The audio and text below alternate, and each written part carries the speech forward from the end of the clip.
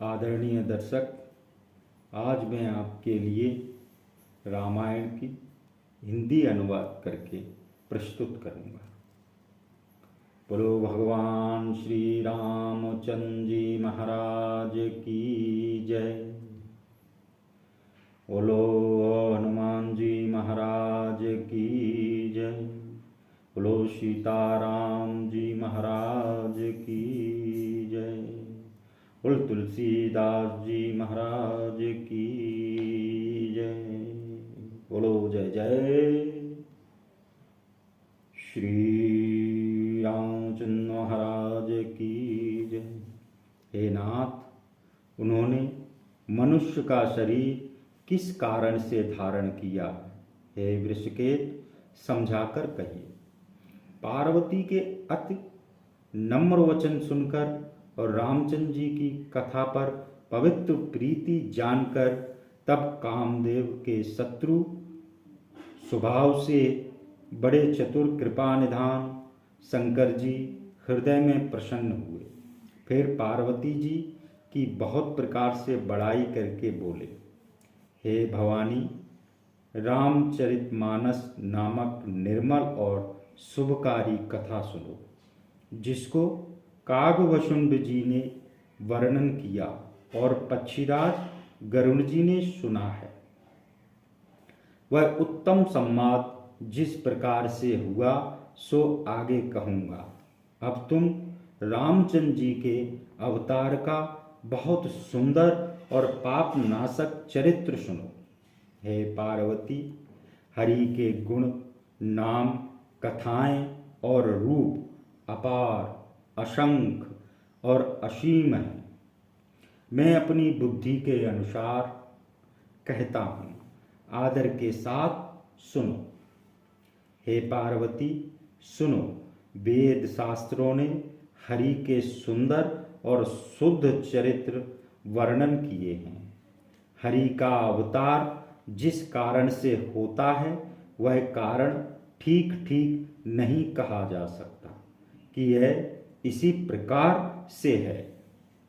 हे भवानी, हमारा मत तो यह है कि बुद्ध, मन और वाणी से श्री रामचंद्र जी की तर्कना नहीं की जा सकती। तथापि संत, मुनि, वेद और पुराण जैसा कुछ बुद्धि के अनुसार कहते हैं, हे सुमुखी, और जैसा मुझे समझ पड़ा है वैसा मैं तुम्हें सुनाता हूँ। जब धर्म की अवनति होती है और नीच अभिमानी असुर बढ़ जाते हैं और वे ऐसी अनीति करते हैं जो कही नहीं जा सकती, ब्राह्मण, गौ, देवता, पृथ्वी ये सब दुखी हो जाते हैं, तब वे कृपा निधान प्रभु अनेक प्रकार के शरीर धारण कर भक्तों के क्लेशों को दूर करते हैं। वे असुरों को मारकर देवताओं को राज्य देते हैं और अपनी बांधी हुई वेद मर्यादा की रक्षा करते हैं तथा संसार में अपने निर्मल यश का विस्तार करते हैं। राम जी के जन्म लेने का यही कारण है। वही यश गाकर भक्तजन संसार से तर जाते हैं। कृपा सिंधु प्रभु भक्तों के लिए शरीर धारण करते हैं। श्री रामचंद्र जी के जन्म के अनेक कारण हैं जो एक से एक अधिक आश्चर्य वाले हैं। रामचंद्र जी के एक दो जन्मों का वर्णन मैं कहता हूँ। हे सुंदर बुद्धि वाली भवानी, सावधान होकर सुनो। हरि भगवान के दो प्यारे द्वारपाल जय और विजय हैं, जिनको सब कोई जानता है। ब्राह्मणों के शाप से दोनों भाइयों ने तामसी असुर शरीर पाया। हिरण्याकश्यप और हिरण्याक्ष, यह दोनों राक्षस जगत में देवराज इंद्र के गर्भ को चूर करने वाले प्रसिद्ध हुए हैं। युद्ध में विजय पाने वाले दोनों प्रसिद्ध वीर थे। उनमें एक हिरण्याक्ष को बरहा रूप धारण करके विष्णु ने मारा। फिर नरसिंह अवतार लेकर दूसरे हिरण्याकश्यपी को मारा और अपने भक्त प्रहलाद का सुंदर यश संसार में फैलाया। फिर वे दोनों वीर बलवान राक्षस जाकर कुंभकर्ण और रावण नाम के महायोद्धा देवताओं को जीतने वाले निशाचर हुए, जिन्हें संसार जानता है। दोनों राक्षस यद्यपि भगवान के हाथ से मारे गए, तथापि उनकी मुक्ति नहीं हुई। 3 जन्मों तक राक्षस होने का उनको श्राप था। एक बार उनके हित के लिए भक्तों पर स्नेह करने वाले प्रभु ने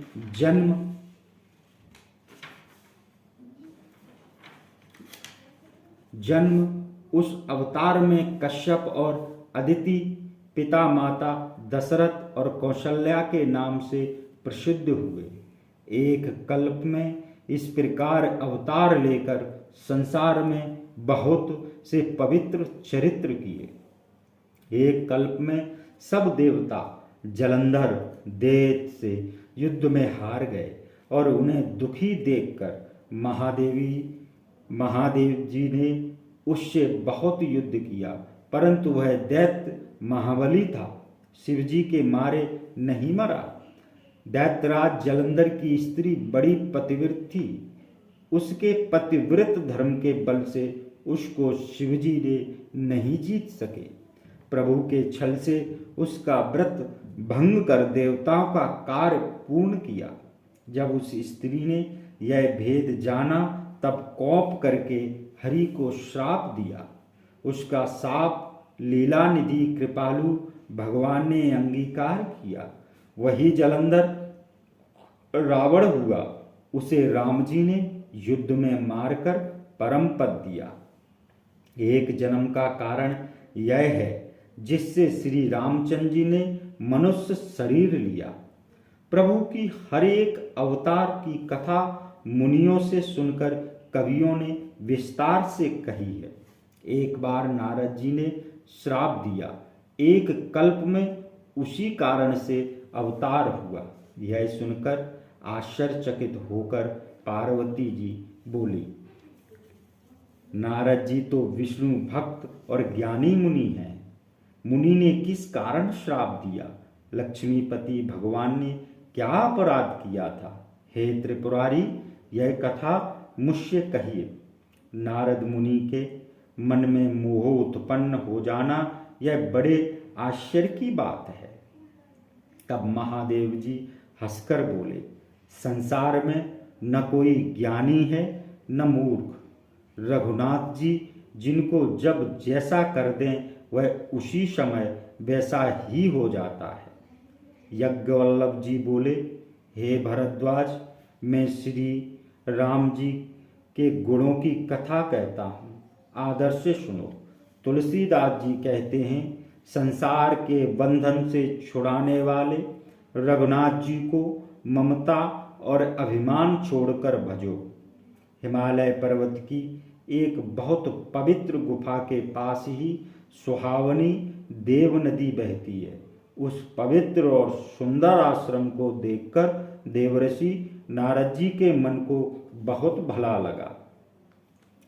पर्वत, नदी और वन के भागों को देखकर भगवान के चरणों में प्रेम उत्पन्न हुआ। हरि भगवान का स्मरण करते हुए श्राप की गति रुक गई और स्वभाव से ही निर्मल मन समाधि में लग गया। मुनि की समाधि देखकर इंद्र डर गया और कामदेव को आदर से बुलाकर कहा, अपने साथियों समेत मेरे हित के निमित्त जाओ। यह सुनकर कामदेव मन में प्रसन्न होकर चला। इंद्र मन में बड़ा डरा कि देवर्षि नारद जी मेरे पुर का निवास चाहते हैं। संसार में कामी, लोभी और कपटी कौवा की भांति सबसे डरते हैं। जैसे मूर्ख कुत्ता सिंह को देखकर सूखी हड्डी लेकर भागे और वह मूर्ख यह जाने कि सिंह मुझसे हड्डी छीन न ले, वैसे ही इंद्र को लाज न आई। उस आश्रम में जब कामदेव गया तो वहाँ उसने अपनी माया से बसंत ऋतु को प्रकट कर दिया। भांत भांत के वृक्ष पर रंग बिरंगे फूल खिल गए, उन पर कोयल मधुर सुर से बोलने लगी, भौरे गुंजारने लगे, तीनों प्रकार की सुहावनी पवन चलने लगी जो कामाग्नि को बढ़ाने वाली है। रंभा आदि युवा देवांगनाएं जो सब काम कलाओं में चतुर हैं, वे अनेक प्रकार की तान भरकर लय से गाने लगी और हाथ में गेंद लेकर बहुत प्रकार से खेलने लगी। अपने सहायकों को देखकर कामदेव प्रसन्न हुआ। उसने अनेक प्रकार के छल किए। जब कामदेव की माया का प्रभाव मुनि पर कुछ भी न हुआ तब वह पापी अपने भय से आप ही डर गया। क्या उस सीमा को कोई दबा सकता है जिसके बड़े रक्षक लक्ष्मीपति भगवान हों? अपने सहायकों समेत कामदेव ने बहुत डरकर मन में हार मारकर दीन वचन कहते हुए नारद जी के चरण पकड़ लिए। नारद मुनि के मन में कुछ क्रोध न हुआ। उन्होंने मीठे वचन कहकर कामदेव को संतुष्ट किया। तब कामदेव अपने सहायकों सहित मुनि के चरणों में सिर नवाकर आज्ञा पाकर देवलोक को चला गया। कामदेव ने नारद मुनि की सहनशीलता और अपनी करतूत इंद्र की सभा में जाकर कह सुनाई। सुनकर सबके मन में अचरज हुआ और मुनि की बड़ाई करके सबने हरि भगवान को सिर नवाया। तब नारद मुनि शिवजी के पास गए। कामदेव को जीत लेने से मन में अहंकार भरा था। कामदेव के चरित्र शिवजी को सुनाए। तब नारद जी को बहुत प्रिय जानकर महादेव जी ने शिक्षा दी।